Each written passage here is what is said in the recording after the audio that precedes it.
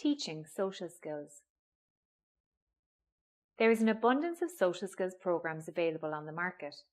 In the next slides, you'll see some examples of programs which I have found particularly useful.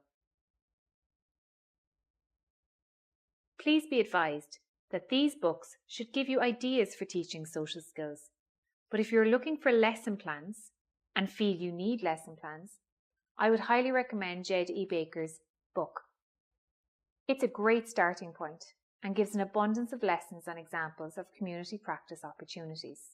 When teaching social skills, it's vitally important to know your student, as personality, surprisingly, can actually play a role in how you structure your teaching. Personality is a combination of characteristics or qualities that form an individual's distinctive character.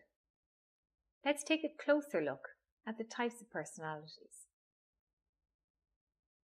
In 1987, Wing and Atwood suggested that there were 3 broad types of personalities in those on the spectrum. The personality types are aloof and indifferent, passive and controllable, and active but odd. These are only hypothesized groups, and Alvarez and Reed in 1999 pointed out that children don't always fall neatly into these subgroups. Just like any individual, our children are complex entities with interweaving personality traits uncontrolled by anything we say or do. Keeping in mind that our children are individuals, these subgroups can help us when we're preparing to build social connections and equip them with the skills they need to make those connections. The active but odd group are the easiest to target for social skills training. These individuals will actively approach others to begin conversation or begin a game. However, they can often be inappropriate in their advances or in their approach to conversation. The passive and controllable group are the next easiest group to reach. While they do not seek out individuals, they do accept advances and do get involved if invited. The final group, aloof and indifferent, can appear to attain no reward from social interaction. In this regard, they are the hardest group to reach on a social level. In order to reach this group, I would advise using their special interests as a reinforcer. We'll talk about reinforcement a little bit later, but motivation will be extremely important for this particular group. Let's move on and look at some ways in which we can effectively teach social skills. Role play, or behaviour rehearsal, provides a safe environment in which to practice new skills. Making mistakes during this time is far easier than doing it in public. You can role play a vast number of skills, including conversation skills, body language, and facial expressions.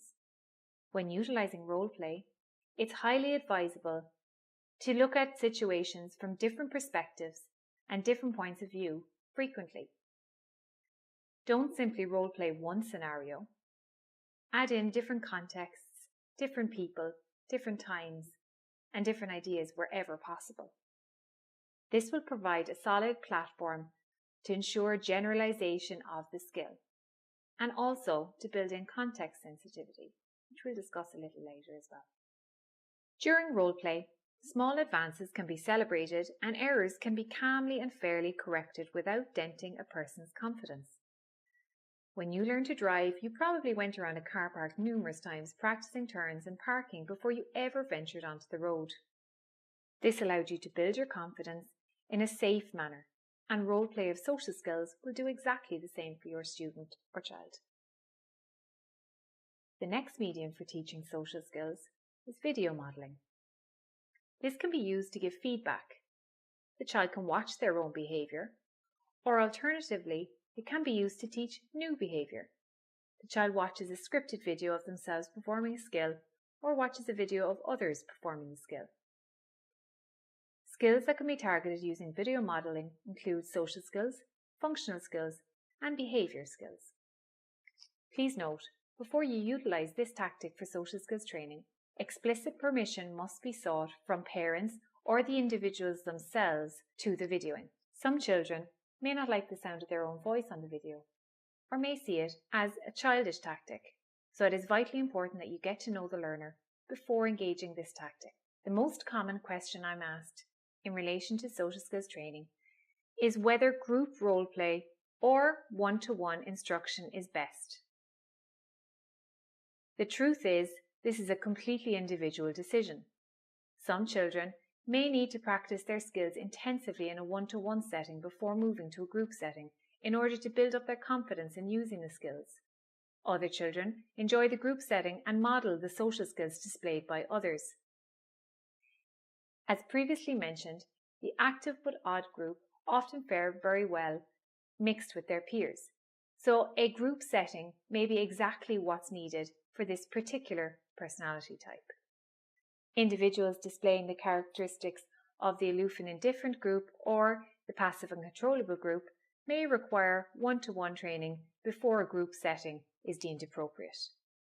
However, this is completely dependent on the needs of the child and should be a completely individualized decision. When practicing social skills, keep the next 4 points at the core of all your practice. The first point is people. People should be varied by age and gender when practicing social skills. If you only practice with one particular group, the skill will only be developed within that group of people. So you need to practice with as many people as possible of all age groups, not just the child's own age group. The next point to keep in mind is places. If you only practice the skill in one place, for example, the child's home or the resource room, then the skill will be particular to that setting. Individuals on the spectrum will need training in generalization of skills, as generalization of skills does not come naturally to them. So be sure to practice the skill in as many different places as possible. The third point to keep in mind is times. While it may sound innocuous, time can be a very important factor in social skills training. If you only complete the social skills training at particular times each week, the child may become used to this and only display those skills at those particular times. It is vitally important to generalize the skill outside of the particular time at which the skill was taught. So be sure to practice in the morning, the afternoon, and the evening. Not just weekdays, perhaps at weekends too. The final point to keep in mind is context. Context is a vitally important component of any social skills training. When teaching any skill, look for the context that is appropriate behind the skill. For example, when we looked at greetings, we looked at whether it was a formal setting or an informal setting, and the person who we were greeting. If we were examining personal space skills, we would have to look at the context in which the skill was demonstrated.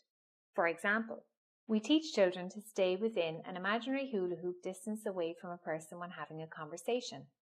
However, there are times when this is not possible. Examples include in church, in an elevator, while playing sports. These are all times when we cannot abide by this rule, and the context of the rule is vitally important. Always look for the hidden context of any social rule. Keeping these 4 points in mind, practice, practice, practice.